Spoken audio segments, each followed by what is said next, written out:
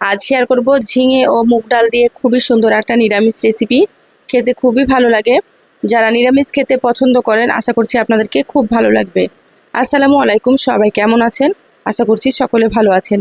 তো চলুন কথা না বাড়িয়ে রেসিপি শুরু করি। এখানে দেখুন ঝিঙে কেটে নিয়েছি প্রায় 400 গ্রাম মতো, আর 150 গ্রাম নিয়েছি মুগ ডাল। তো পরিমাণ মতো নিয়েছি, আপনারা আপনাদের পরিমাণ মতো নিয়ে নেবেন।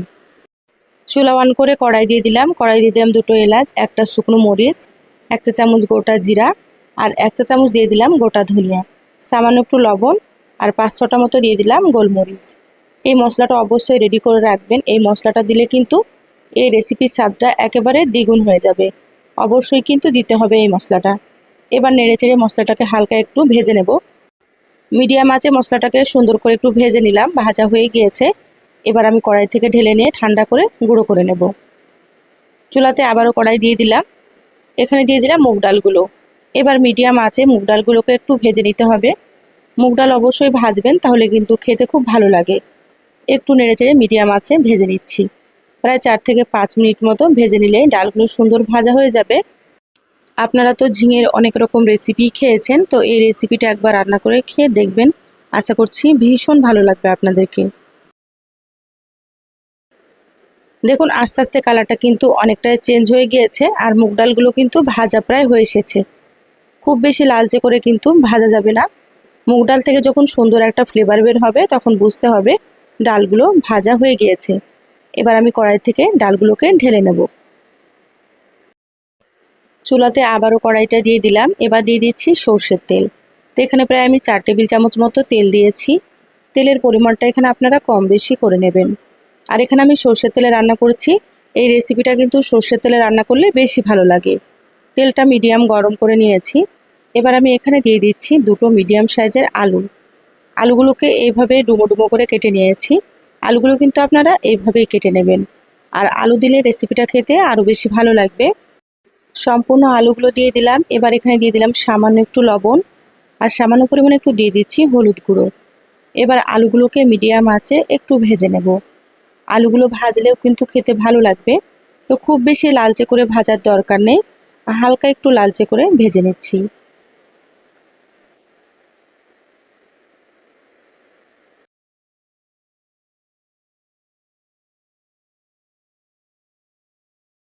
দেখুন আলুগুলো কিন্তু আস্তে আস্তে কালারটা অনেকটাই চেঞ্জ হয়ে গিয়েছে, ভাজা প্রায় হয়ে গিয়েছে। এর থেকে কিন্তু খুব বেশি ভাজবো না। এবার আমি আলুগুলোকেও প্লেটে তুলে নিচ্ছি।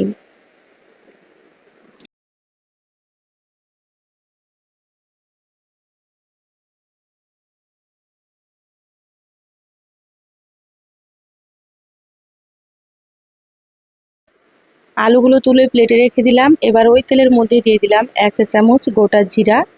এবার জিরাগুলোকে একটু নেড়েচেড়ে ভেজে নিতে হবে। আপনারা চাইলে এখানে জিরার পরিবর্তে 5 ফোড়ন দিতে পারেন। এবার দিয়ে দিচ্ছি আদা কুচি। এখানে প্রায় 1.5 টেবিল চামচ মতো আদা কুচি দিয়ে দিলাম। আদাগুলোকে একেবারে ছোট ছোট করে কুচি করে নিয়েছি। আর এইভাবে কুচি করে দিলে কিন্তু খেতে অনেক বেশি ভালো লাগে। এবার নেড়েচেড়ে একটু আদাগুলোকে ভেজে নেব, আদার কাঁচা গন্ধটা চলে যাওয়া পর্যন্ত। আপনারা চাইলে এখানে কিন্তু আদাটাকে গ্রেট করেও দিতে পারেন। আদাগুলো একেবারে লালচে করে ভেজে নিয়েছি। এবার এখানে দিয়ে দিচ্ছি মুগ ডাল। তো মুগ ডালগুলো আমি একবার পানি দিয়ে ধুয়ে নিয়েছি। যেহেতু মুগ ডালগুলো আগে থেকে ভেজে নিয়েছি, সেজন্য কিন্তু বারবার ধোয়া যাবে না। একবার একটু বেশি করে পানি দিয়ে আপনারা ধুয়ে নেবেন।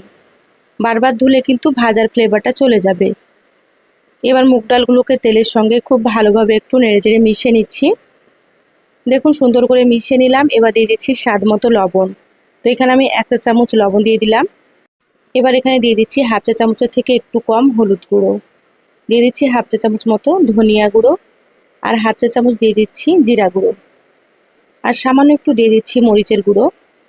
এখানে আমি কাঁচা মরিচ দিয়ে দেবো, সেজন্য অল্প করে মরিচের গুঁড়োটা দিলাম। আপনারা যেমন ঝাল খাবেন সেইভাবে করে কিন্তু এখানে মরিচ ব্যবহার করবেন। এবার মশলাগুলোকে ডালের সঙ্গে খুব ভালোভাবে নেড়েচেড়ে মিশিয়ে নিচ্ছি।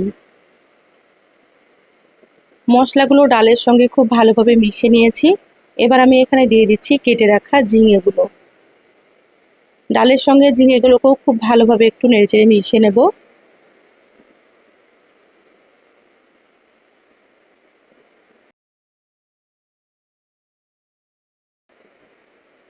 দেখুন ঝিঙেগুলো আমি খুব ভালোভাবে নেড়েচেড়ে মিশিয়ে নিয়েছি। এবার আমি এখানে দিয়ে দিচ্ছি ভেজে রাখা আলু। আলুগুলো কিন্তু এই পর্যায়ে দিয়ে দিতে হবে, যেহেতু আলুগুলো সেদ্ধ হবে সেজন্য। এবার দিয়ে দিচ্ছি কেটে রাখা টমেটো। তো এখানে আমি মিডিয়াম সাইজের 2টো টমেটো কেটে নিয়েছি।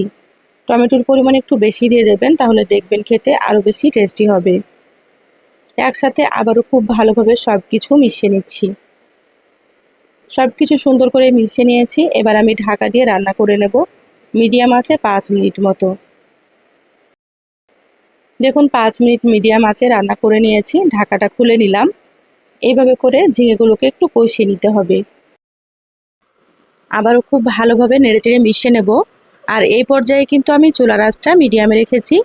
মিডিয়ামে রেখে রান্নাটা করতে হবে। আর এইভাবে নাড়াচাড়া করতে করতে দেখবেন আস্তে আস্তে ঝিঙে থেকে কিন্তু একটু পানি ছাড়বে। খুব ভালোভাবে একটু কষিয়ে নিলাম 4 থেকে 5 মিনিট মতো। এবার আমি এখানে দিয়ে দিচ্ছি পরিমাণ মতো পানি। যেহেতু সব কিছু সেদ্ধ হবে সেজন্য আমি এখানে প্রায় 3 থেকে 3.5 কাপ মতো পানি দিয়ে দিলাম। খুব ভালোভাবে একটু নেড়েচেড়ে নিচ্ছি। আপনারা কিন্তু আপনাদের পরিমাণ মতো পানি দিয়ে দেবেন। এবার আমি এখানে দিয়ে দিচ্ছি 4-5টা মতো চেরা কাঁচামরিচ। তো যেমন ঝাল খেতে পছন্দ করবেন সেইভাবে করে দিয়ে দেবেন কাঁচামরিচটা। ঢাকা দিয়ে 15 থেকে 20 মিনিট মতো রান্না করে নেব।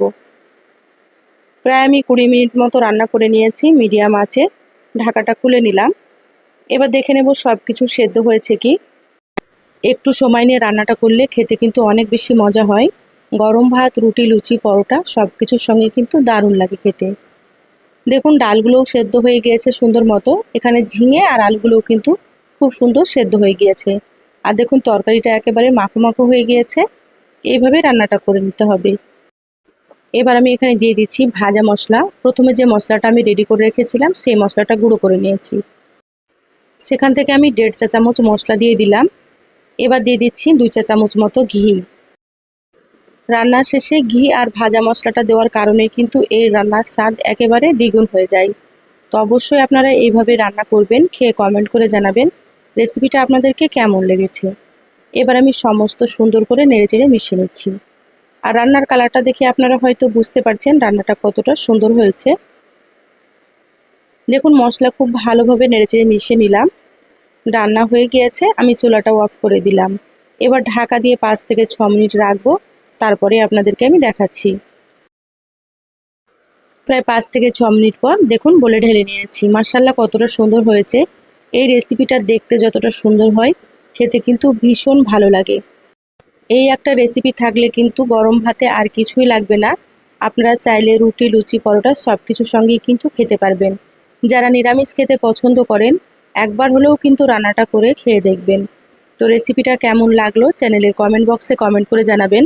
যারা ভিডিওটি ইউটিউব থেকে নতুন দেখছেন প্লিজ চ্যানেলটা সাবস্ক্রাইব করে সাথে থাকবেন। আর ফেসবুক পেজ থেকে ভিডিওটি দেখলে একটা লাইক দিয়ে পেজটা ফলো করে রাখবেন। সবাই ভালো থাকবেন, সুস্থ থাকবেন। ধন্যবাদ সবাইকে। আল্লাহ হাফেজ।